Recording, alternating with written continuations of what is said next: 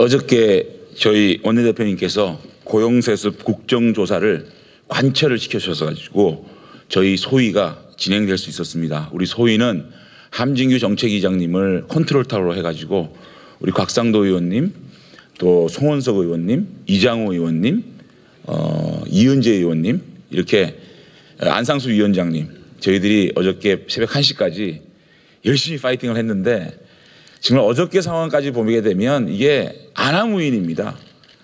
저희 국회에서 특수활동비를 84.4%를 깎았는데 정부의 특수활동비는 3%, 5%, 9% 이렇게 갖고 왔습니다.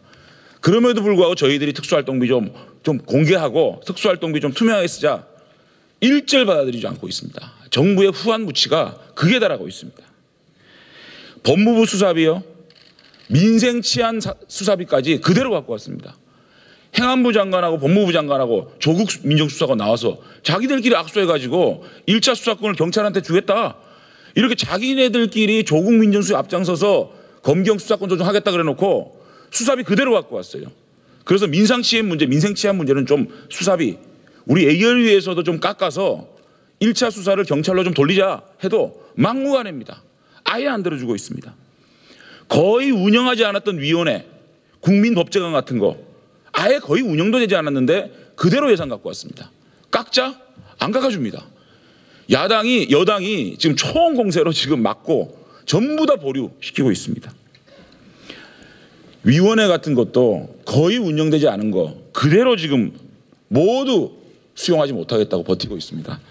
그럼에도 불구하고 저희들이 하여튼 남은 기간 동안 최선을 다해서 팀워크 발휘해서 우리 정책위장 중심으로 열심히 하도록 노력하겠습니다.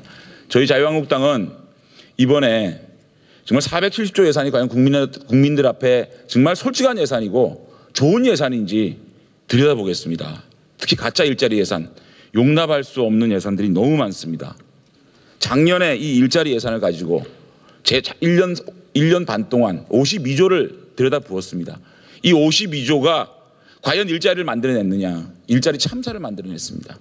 30만 개의 일자리를 만들어낸 일자리 부국이 3,000개밖에 일자리를 만들어내지 못하는 일자리 최빈국으로 전락하는 그 52조에 대해서 그대로 그 액수를 증액을 해가지고 23.5조를 일자리 예산이다 이렇게 주장하고 있습니다. 가짜 일자리 예산입니다. 첫째, 시장에서 집행조차 안 된 그런 예산 삭감하겠습니다.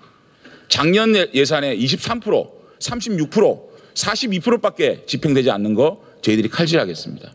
그 다음에 7월 달까지는 25%, 5%밖에 집행 안 되던 것이 갑자기 지금 와가지고 80%가 집행된 게 있습니다.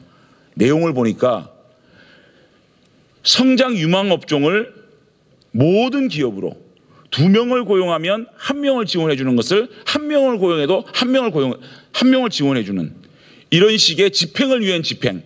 그래서 이 일자리 예산이 시장에 집행이 안 되니까 집행 기준을 낮춰가지고 마구잡이로 예산을 그냥 퍼주기 위한 이런 예산마저도 있습니다. 이거 반드시 삭감해 가야 되겠습니다. 또 단기 알바 일자리, 이거는 통계 분식을 위해서 분식 해결을 위한 통계를 위한 예산입니다. 고속도로의 풀뽑기 예산을 가지고 왔습니다. 풀뽑기 아르바이트. 겨울에 풀납니까? 역에서 가방 들어주는 봉사의 영역까지도 아르바이트로 밀어붙이고 있습니다.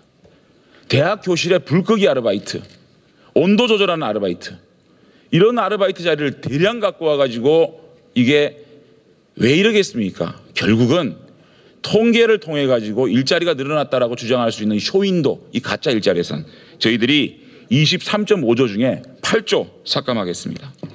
그 다음에 무분별한 대북 퍼주기 예산, 이거 삭감해야 됩니다. 1조 970억을 쓰겠다고 하는데 이 중에 65%가 비공개 예산입니다. 저희 박근혜 정부나 이명박 정부에서 거의 1조를 남북 경협에서 쓰지 않았느냐 이렇게 얘기하지만 그때는요 비공개가 15%, 20%밖에 안 됐습니다. 이 정부는 이 비공개 예산이 65%입니다. 왜 비공개를 할까요?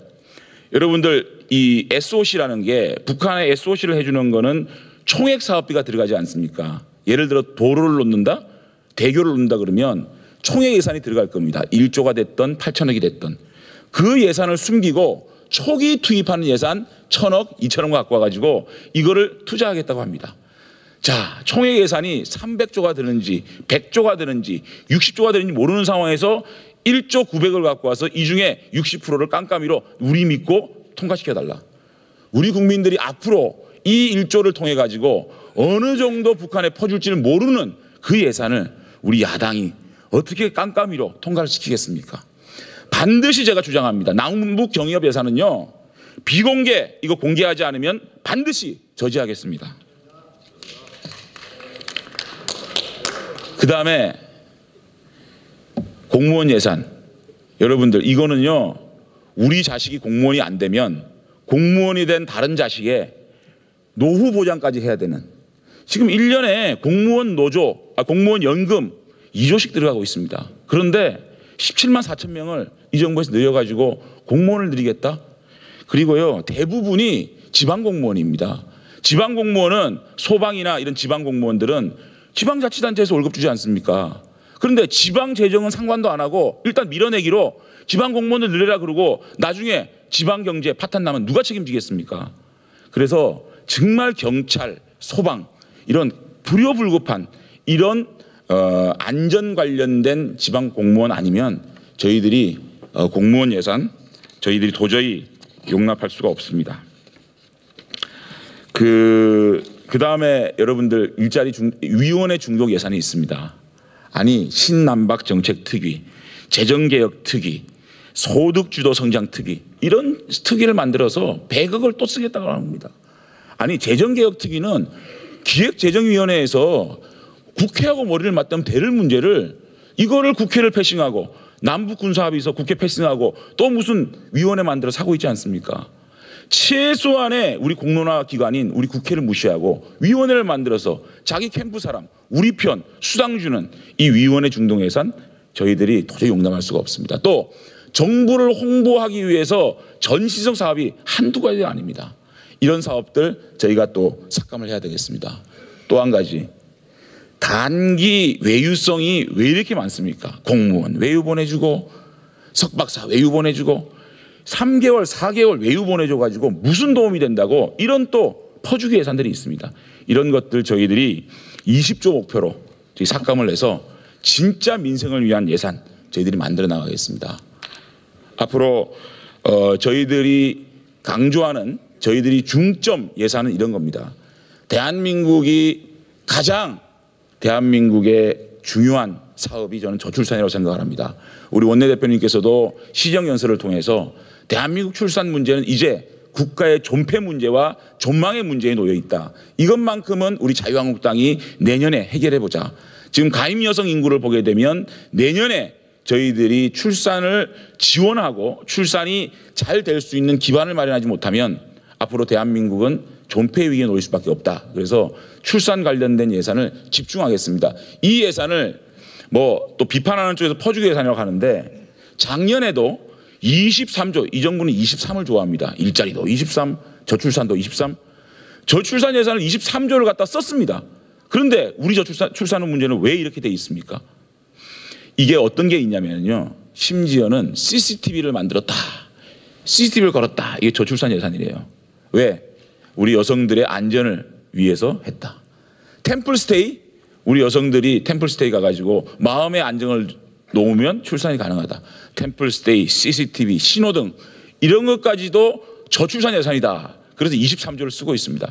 이거 구조조정 확 해서 실질적으로 선택과 집중을 통해서 우리 여성들이 출산을 해서 아이들을 보육하고 교육하는데 어떤 혜택을 줄 수 있는지를 명확하게 보여줄 수 있는 그런 저출산 예산을 확고하게 선택과 집중을 하자. 그래서 첫 번째는 토탈 케어 크레딧 카드를 드립니다. 그래서 임신을 하자마자 200만 원의 크레딧으로 들여가지고 마음 놓고 초음파하고 또 영양분도 섭취하고 또 출산하기 전에 예쁜 옷도 사고, 그래서 심적인 안정을 가지고 출산을 유도할 수 있는 토탈 케어 크레딧, 저희들이 만들고요. 그 다음에 출산 장려금 2천만 원, 그 다음에 아동수당 확대, 그 다음에 또 공정한 교육 기회를 줄 수 있는 재능 집중 향상 교실. 이거는 재능 집중 향상 교실은 우리 저소득층 같은 경우에 재능은 있어도 사교육이 안 되기 때문에 초등학교에 방과 후에 이런